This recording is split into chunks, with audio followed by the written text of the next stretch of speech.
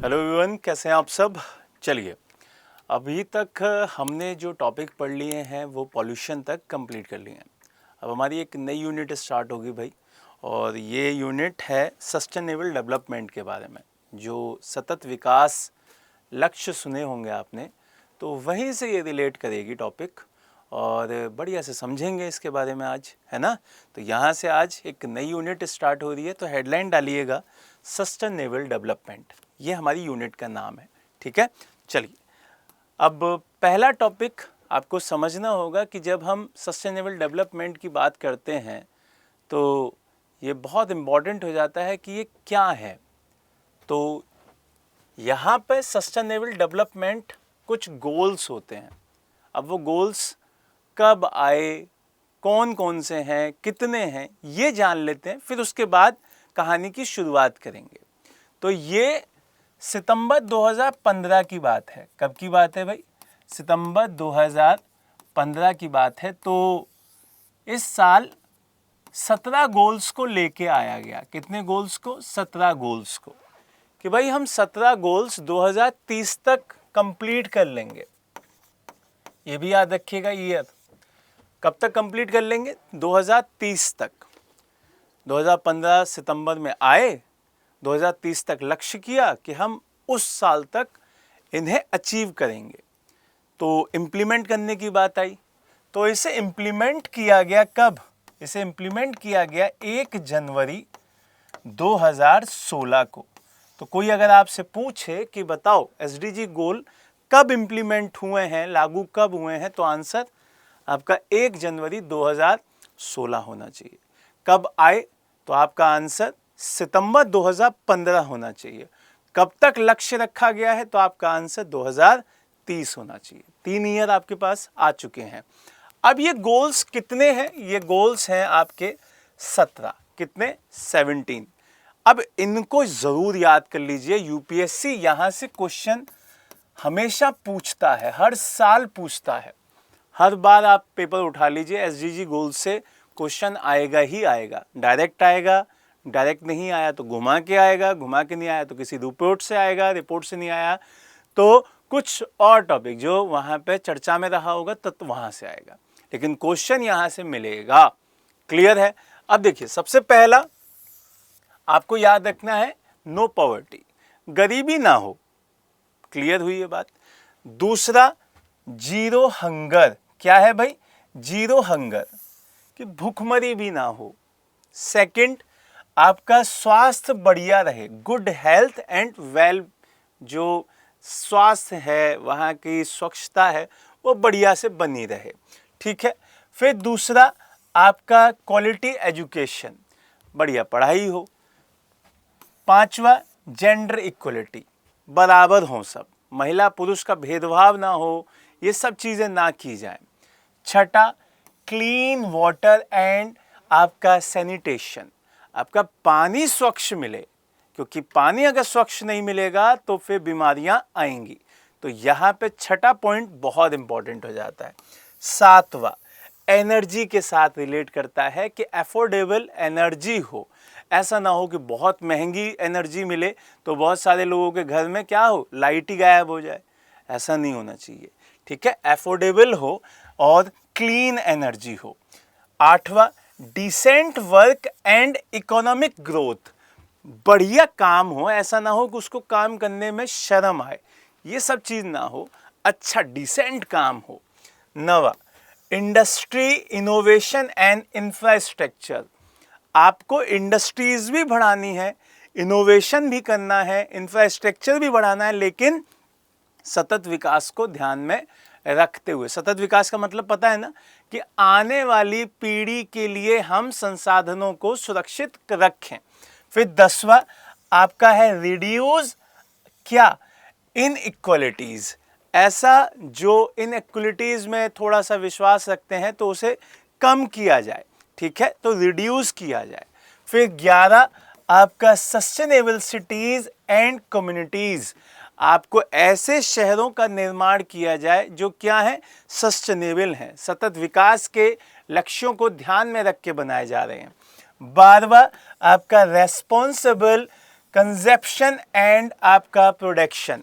तो ऐसी चीज़ों पे भी आपको ध्यान रखना है कि भाई आपका कंजप्शन कितना हो रहा है और प्रोडक्शन कितना हो रहा है, इसका भी ध्यान रखना है। ऐसा नहीं होना चाहिए कि हम आज 10 किलो कुछ चीज़ खा लें लेकिन प्रोड्यूस हो रहा है मात्र 2 किलो, तो ये चीज़ तो खराब हो जाएगी ना, फिर 8 किलो कहाँ से लेके आएंगे, वो चीज़ ध्यान रखनी है।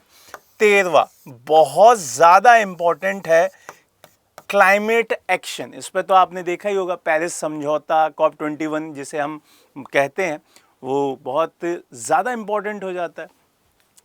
14 most important, life below water. अगर क्लाइमेट का ध्यान रख रहे हो तो पानी के अंदर जो मछली वछली हैं उनका भी ध्यान रखना पड़ेगा। क्लियर? अब जब मछली का ध्यान रख रहे हो तो जमीन पर रहने वालों का भी ध्यान रखना पड़ेगा। तो 15 क्या है, लाइफ ऑन द लैंड, तो जमीन पर रहने वालों का भी ध्यान रखिए। फिर 16 जब आप इन सब का ध्यान रख रहे हो तो शांति बनाए रखनी है। क्या बनाए रखनी है? Peace, justice and strong institutions. जैसे आपने देखा यूएनओ क्या है, एक एग्जाम्पल इसी का है, शांति बनाए रखने के लिए। और 17वां आखिरी, पार्टनरशिप फॉर द गोल्स। आप एक साथ एकजुट होइए और इन गोल्स को अचीव करने में मदद कीजिए। तो ये 17 आपको बढ़िया से याद होने चाहिए। अब रटेंगे तो कभी याद नहीं होंगे भाई। रटे बिना आपको अगर याद करना है तो कैसे याद करना है, वो बहुत आसान तरीका है। क्या तरीका है? देखो, बहुत इजी वे में समझा रहा हूँ, अपने आप आपको याद हो जाएगा। देखो, कोई अगर गरीब नहीं होगा तो भूखा नहीं रहेगा, भूखा नहीं रहेगा तो उसका स्वास्थ्य अच्छा रहेगा, स्वास्थ्य अच्छा रहेगा तो वो अपने बच्चों को पढ़ाएगा, और जब पढ़ाएगा तो वो फिर मतलब होता है ना, लिंग का भेदभाव नहीं करेगा, क्या लड़की क्या लड़का, ये सब नहीं करेगा। पानी साफ पिएगा, पानी साफ पीने के बाद एनर्जी भी क्रिएट होगी, फिर उसके बाद डिसेंट काम करेगा, डिसेंट काम करेगा, अच्छी इंडस्ट्रीज होंगी, फिर उसके बाद इनइक्वलिटीज़ ख़त्म हो जाएगी, सस्टेनेबल सिटीज़ बनेंगी, उसके बाद बढ़िया से प्रोडक्शन भी होगा, उतना ही हम कंजप्शन करेंगे, क्लाइमेट बढ़िया होगा, क्लाइमेट बढ़िया होगा तो पानी वाले जो जीव जंतु हैं वो भी मस्त अपनी लाइफ जिएंगे, और जो ज़मीन के जीव जंतु हैं वो भी अपनी लाइफ मस्त जिएंगे। जब सब बढ़िया चल रहा होगा तो शांति अपने आप आ जाएगी, और शांति आएगी तो कैसे आएगी, सब मिल मिला के रहेंगे। तो ये होता है एक तरीका याद करने का, रटने से कुछ नहीं होता भाई। रटोगे आज याद हो जाएगा, कल भूल जाओगे, लेकिन बढ़िया से समझ लोगे तो ज़िंदगी भर याद रहेगा। ठीक है, तो ये 17 गोल मैंने समझा दिए कि भाई ये सितंबर 2015 में आए थे, इन्हें 1 जनवरी 2016 को इम्प्लीमेंट कर दिया गया, 2030 तक टारगेट रखा गया कि हमको अचीव करना है। ये रहा आपके टॉपिक का मेन मोटा मोटा हिसाब। अब आते हैं पहले टॉपिक पे, और पहला टॉपिक क्या है आपका, सस्टेनेबल डेवलपमेंट के अधीन पहला कि SDG इंडिया इंडेक्स 2023-24, ये पहला टॉपिक है। अब ये एक रिपोर्ट है जो सुर्खियों में आ गई। सुर्खियों में क्या है कि नीति आयोग एक आयोग है जिसको योजना आयोग के जगह पे लेके आया गया था। अब वो एक इंडेक्स जारी करती है, और उस इंडेक्स का क्या नाम है भाई, उस इंडेक्स का नाम है SDG इंडिया इंडेक्स, और वो हर साल जारी होती है। तो इस बार की कौन सी है, 2023-24, और ये कौन सा संस्करण था, ये इसका चौथा संस्करण था। कौन सा था भाई, 4th एडिशन था इसका। तो ये भी पूछ लिया जाता है कि भाई ये नीति आयोग ने कौन से संस्करण की इंडेक्स जारी की है, तो 4th की जारी की है। इतनी बात समझ में आ गई। यहाँ से आगे बढ़े तो यह रिपोर्ट का चौथा संस्करण है, ये मैं बात बता चुका हूँ आपको। दूसरा SDG इंडिया इंडेक्स कुल 113 संकेतकों पर बात करती है। कितने संकेतकों पे, 113। इसमें सभी राज्य और केंद्र शासित प्रदेश, जिनको हम यूटी कहते हैं, यूनियन टेरिटरी कहते हैं, उनकी राष्ट्रीय प्रगति को मापता है और ट्रैक करता है। ठीक है, उनको कैलकुलेट भी करता रहता है और उनका हिसाब भी रखता है। यह संकेतक केंद्रीय सांख्यिकी और कार्यक्रम कार्यान्वयन मंत्रालय के राष्ट्रीय संकेतक फ्रेमवर्क के अनुरूप होते हैं। तो इस संस्था का नाम भी याद रखिएगा। क्लियर? क्योंकि इसी के हिसाब से ये पूरा फ्रेमवर्क तैयार किया गया है, उसी के अनुरूप ये कैलकुलेट किए जाते हैं। अब इसमें स्कोर दिया जाता है भाई, स्कोर कितने से कितने में, 0 से 100 में। तो मिनिमम मार्क्स 0 और मैक्सिमम मार्क्स 100। मार्क्स तो पाते ही हैं आप लोग, है ना, तो मार्क्स सिस्टम आपको पता ही है। तो 0 से 100 के बीच में स्कोर दिया जाता है। 100 के स्कोर का अर्थ है कि राज्य और केंद्र शासित प्रदेश ने 2030 के लिए जो निर्धारित सतत विकास लक्ष्य थे वो हासिल कर लिए हैं। तो अभी तक तो नहीं किए हैं, क्योंकि अभी हाल फिलहाल हम 70 से 80 के बीच में ही घूम रहे हैं। जिस दिन 100 हो जाएगा उस दिन हम 2030 वाले जो टारगेट हमने रखे थे 17 गोल्स के, वो सारे के सारे हमने अचीव कर लिए। अब राज्यों को उनके स्कोर के आधार पर 4 श्रेणियों में बांटा गया है। कितने, 4 श्रेणियों में बांटा गया है। एक है आपका अचीवर, जो 100 काउंट कर ले अपना ले आएगा वो अचीवर हो जाएगा कि भाई अचीव कर लिया भाई ने। फिर फ्रंट रनर, जो 65 से 99 के बीच में रहेगा, उसको क्या कहते हैं, फ्रंट, एकदम पहले स्टार्टिंग में जो भाग रहे होते हैं उनको फ्रंट रनर कहते हैं। फिर परफॉर्मर, परफॉर्मर कितने मार्क्स लेके आ रहा है, 50 से 64। फिर आखिरी में होता है एक्सपेरिमेंट्स, जो कि 0 से 49। तो यहाँ पे जो 0 लाएगा वो भी उतना ही है और जो 49 लाएगा वो भी उतना ही है। तो ये 4 इसकी क्या है, 4 श्रेणियां हैं, ये आपको याद रखनी है। यहां से अब आगे बढ़ो। यहां पे सूचकांक की अगर मैं बात करूं, जो ये आपका 4th इंडेक्स आई है इन लोगों की, तो उसकी अगर मैं बात करूं तो यहां पर ये स्कोर बढ़ गया है। पहले ये स्कोर था 66 और अब ये स्कोर क्या हो गया, ये स्कोर अब हो गया है 71। तो ये इंप्रूवमेंट तो है ही भाई, तो ये भी इंपॉर्टेंट हो जाता है कि भाई जो इंप्रूवमेंट हुआ है वो कितना हुआ है। तो 66 से 71 हो गया, 5 नंबर बढ़ गया है भाई। जब 5 नंबर बढ़ गया है तो सभी राज्यों में ये समग्र स्कोर का सुधार दिखाया गया है। अब जो टॉप स्टेट्स रहे हैं वो कौन से रहे हैं, वो आपका उत्तराखंड और केरल रहा है, और ये जॉइंट रहे हैं, ठीक है, जॉइंट रूप से ज्वाइन किया है इन्होंने टॉप लेवल को, ठीक है। अब इन्होंने टॉप किया है और इनका स्कोर कितना रहा है, 79 रहा है इन दोनों स्टेट्स का। और अगर यूटी की बात करूं तो चंडीगढ़ रहा है। कौन रहा है टॉप पे, चंडीगढ़। तो ये पूछा जा सकता है, इसको बढ़िया से लिख लीजिए जल्दी से और फिर हम आगे बढ़ेंगे। जल्दी से लिखें फिर हम आगे बढ़ते हैं। चलिए आगे बढ़े। अब अगला टॉपिक आता है चिपको आंदोलन।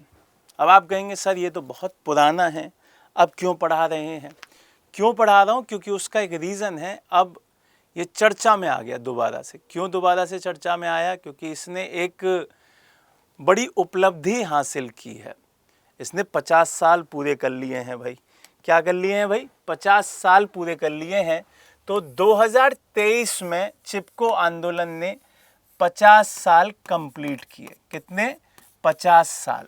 तो पिछले साल तो ये क्वेश्चन नहीं पूछा गया, लेकिन इस बार पूछा जा सकता है, क्योंकि उत्तराखंड गवर्नमेंट ने कई लोगों को अवार्ड भी दिया था, है ना।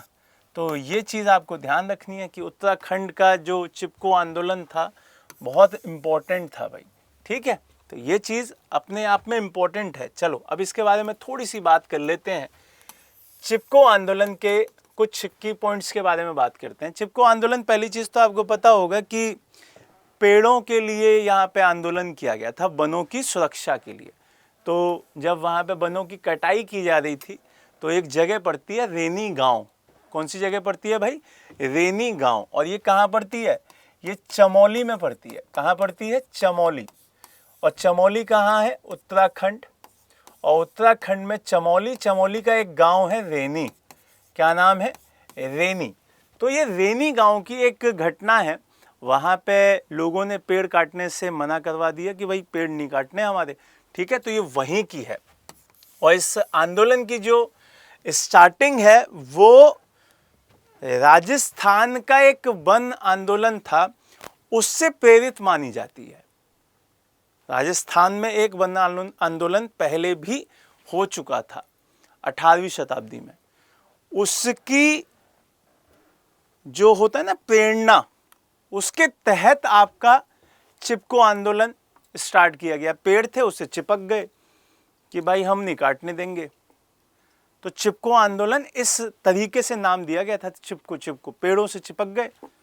अब चिपक गए तो कोई काटे कैसे? आदमी को काटो या पेड़ों को काटो। तो पेड़ों से आदमी चिपके हैं तो या तो पेड़ कटने हैं तो आदमी भी कटेगा, तो इस वजह से इसका नाम चिपको आ गया। अब ये किससे प्रेरित था? ये एक राजस्थान का आंदोलन था जिसका नाम था विश्नोई समुदाय का एक आंदोलन था। बहुत इंपॉर्टेंट आंदोलन था भाई। वहां पे एक महिला थी अमृता देवी।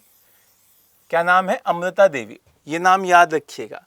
तो अमृता देवी ने जोधपुर के जो राजा थे उनके आदेश के खिलाफ जाकर, एक पेड़ पड़ता है वहां पे खेजड़ी का।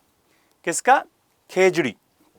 तो ये याद रखना है भाई, ठीक है। एक पेड़ पड़ता है खेजड़ी का, और उस पेड़ को ना कटने देने के लिए वहां पर अप्रोक्स 363 लोगों ने अपनी जान दे दी थी। समझ रहे हैं? विश्नोई जो समुदाय है वो अपने आप में बड़ा ही अजीब है, बड़ा ही सेंसिटिव है। उन्होंने खेजड़ी के पेड़ को ना कटने के लिए कि इसको काट नहीं सकते आप, तो इतने लोगों ने जान दे दी। एक ही गांव के, एक ही एरिया के लोगों ने। राजा को वापस लेना पड़ा पूरा अपना ऑर्डर कि ले लो भाई, वापस ले लो, ऐसा ना हो कि पूरा विद्रोह भड़क जाए। ये चीज़ आपको ध्यान रखनी होगी, बहुत इंपॉर्टेंट है। क्या कहते हो बेटा? हाँ, बहुत इंपॉर्टेंट है ये। और ये हुआ कब था? ये हुआ था 1787 में। कब हुआ है भाई? ये हुआ है आपका 1787 में। समझ रहे हैं? जोधपुर में हुआ था, ये आपको याद रखना है। इसी से प्रेरित माना जाता है। और हमारा जो ये चिपको आंदोलन हुआ है वो कब हुआ है? ये हुआ है 1973 में। 1973 में। क्लियर? तो ये चीज आपको ध्यान रखनी है। अब आंदोलन के जो नेता हैं उनके बारे में भी जान लीजिए भाई। आंदोलन के नेता भी तो इंपॉर्टेंट होते हैं ना। तो इसके 3 नेता बहुत इंपॉर्टेंट थे। एक का नाम था सुंदरलाल बहुगुणा जी। तो ये नाम बहुत फेमस है, बहुत बड़े लीडर भी थे वहाँ के, उत्तराखंड के, सुंदरलाल बहुगुणा जी। दूसरा चंडी प्रसाद भट्ट, और तीसरा गौरा देवी जी। तो ये तीनों मोस्ट इंपॉर्टेंट लीडर्स थे जिन्होंने चिपको आंदोलन का नेतृत्व किया। आपका सुंदरलाल बहुगुणा जी, चंडी प्रसाद भट्ट जी और गौरा देवी जी। क्लियर है ये बात? यहां से अगर मैं और बात करूं कि भाई इसी तरीके के क्या कोई और भी पर्यावरण आंदोलन हुए हैं, तो यस हुए हैं। एक तो मैंने आपको बता ही दिया, जोधपुर का खेजड़ी जो वृक्ष को बचाने के लिए जो विश्नोई संप्रदाय ने चलाया, एक वो आपका 1700 कब हुआ है? 1787 को हुआ है, 1787 में हुआ है। लेकिन अगर हम दूसरे की बात करें, जैसे यहाँ पे लिखा हुआ है साइलेंट वैली मूवमेंट। अब साइलेंट वैली कहाँ आता है? केरल में आता है। तो साइलेंट वैली जो मूवमेंट हुआ वो आपका 1973 में हुआ। दूसरे इपिक्को आंदोलन, ये भी बहुत इंपॉर्टेंट है, ये भी साउथ में पड़ता है और ये 1983 में हुआ। और इपिक्को कहाँ पे है? कर्नाटका में है। कहाँ पे है भाई? कर्नाटका में है। यहाँ से अगला आए तो नर्मदा बचाओ 1985। नर्मदा बचाओ, इस पे बहुत सारे मतलब आपने कहानियाँ सुनी होंगी। यहाँ पे भी महिला एक बहुत फेमस हुई जिनका नाम है मेधा पाटकर। क्या नाम है? मेधा पाटकर। ये भी बड़ा इंपॉर्टेंट आंदोलन है भाई, मध्य प्रदेश में बहुत फेमस है मेधा पाटकर जी। ठीक है। और यहाँ पे अगर और दूसरे देखे जाएं तो है आपका चिल्का बचाओ आंदोलन, उसके साथ साथ है आपका काशीपुर में बॉक्साइट खनन के खिलाफ, और एक है आपका गर्दमर्दन पर्यावरण संरक्षण आंदोलन। तो ये सारे आंदोलन भी बहुत फेमस हुए हैं। तो ये चीज़ें आपको ध्यान रखनी है। तो इनके बारे में जल्दी से लिख लें और फिर हम आगे बढ़ेंगे। जल्दी से लिखो, फिर हम आगे बढ़ते हैं भाई।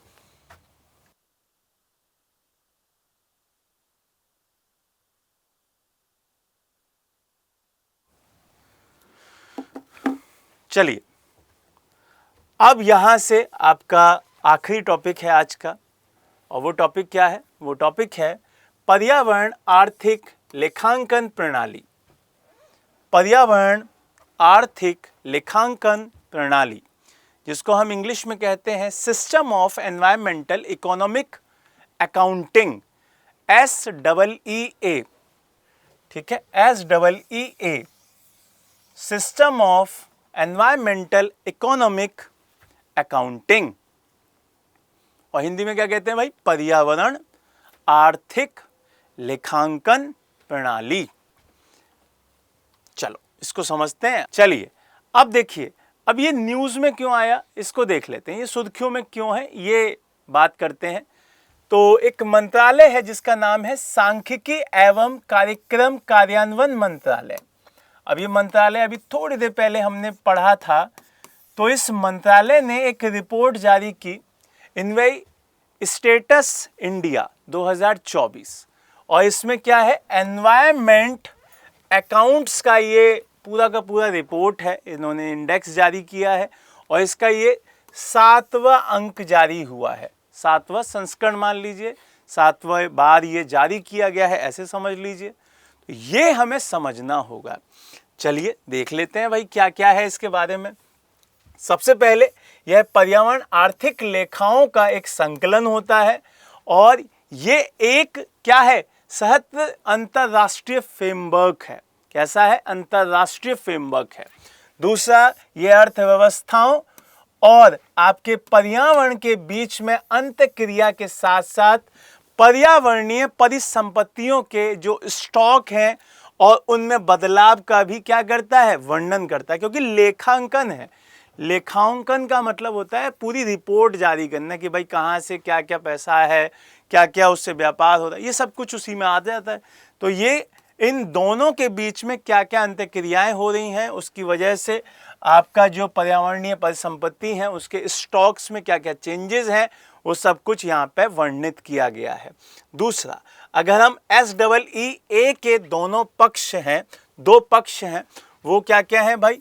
एक है आपका केंद्रीय फ्रेमवर्क जिसे हम SEEACF कहते हैं, और दूसरा है आपका पारिस्थितिकी तंत्र का लेखांकन जिसे हम EA कहते हैं, SEEA और फिर डैश लगा के EA, जिसमें हम पारिस्थितिकी तंत्र के लेखांकन की बात करते हैं और यहाँ पे केंद्रीय फ्रेमवर्क की बात करते हैं। तो ये दोनों चीज़ें आपको समझनी होंगी कि भाई जो केंद्रीय फ्रेमवर्क है उसमें क्या है, तो ये पर्यावरणीय परिसंपत्तियों और अलग अलग संसाधनों की माप करता है। जितने भी संसाधन हैं उनकी अलग अलग माप करता है, तथा यह बताता है कि जो अर्थव्यवस्था है, जो हमारी इकोनॉमी है, उसमें इनका कैसे उपयोग किया गया है। जैसे कि लकड़ी है, जल है, मछली है, मृदा है, ये सारे के सारे कैसे यूज में लाए गए हैं, ये सब कुछ किसके तहत बताया जाता है? SEEACF के तहत बताया जाता है। दूसरा, अगर हम EA वाली रिपोर्ट पे बात करें तो ये पारिस्थितिकी तंत्र और आर्थिक एवं मानवीय जो गतिविधियां हैं उसके लिए और उसके द्वारा प्रदान किए जाने वाली जो सेवाएं हैं, क्या ध्यान रखना, सेवाएं, जो सेवाएं हैं उनका मापन करता है, जैसे वन, नदियां, प्रवाल भित्तियां, ये सब कुछ इसमें आता है। तो इस तरीके से ये चीज़ें आपको समझनी होंगी। ये तीनों रिपोर्ट्स बहुत बढ़िया से आपको याद रखनी होंगी। यहाँ से क्वेश्चंस बनते हैं, तो बढ़िया से पढ़ते रहिए, अपने नोट्स बनाइए और डाटा को एक साथ अपने डाटा को रखिए, जिससे रिवीजन के टाइम पे आपको बहुत मदद मिलेगी। पढ़ते रहिए और कमेंट बॉक्स में ज़रूर बताइएगा कि ये क्लासेस आपको कैसी लग रही हैं, और अगर कुछ सुधार की ज़रूरत है तो वो भी मुझे बताइएगा, मैं आपको वो भी करके उसमें और अच्छे से क्लास को बढ़िया बढ़ाएंगे। ठीक है भाई, आप लोगों को समझ में आ गया? चलो आगे बढ़ते हैं और आज की क्लास यहीं पे ख़त्म करेंगे। अगली क्लास में फिर से नए टॉपिक के साथ मिलेंगे। जय हिंद, जय भारत।